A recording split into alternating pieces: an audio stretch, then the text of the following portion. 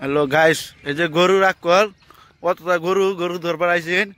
এই যে গরু একটা ছুটে গেছে দেখুন, গরুগুলা রিজার্ভ আইছে।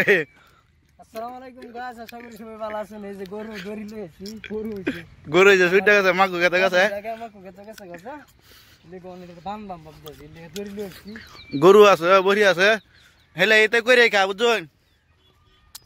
আইনা একটু লাইক শেয়ার করে দিন যেন একটু আকবার তারে গরু বড়ি রাখে খা। গরু অত তাই যে রিজার্ভ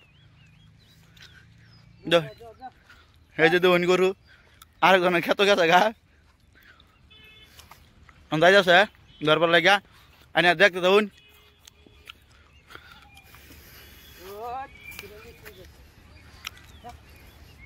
বড় বড় বড় বড় বড় বড় এই যে কোন জায়গা পাও দেখুন এর মূল্য বাসু রোদে যে কান্ডটা বাইন্দে ধুনজা কিছু বাসু। হ্যাঁ মানুষ অনিষ্টি করে আল্লাহ দেখে দেখুন দুধ খাওয়ার বাছুর বাইন্দে থুন লাগে বহুত জ্বালা। সরা যাবো গা, সরা বলে মজা আছে, বিরম পালা না কেনা মানুষ বহা সর দে।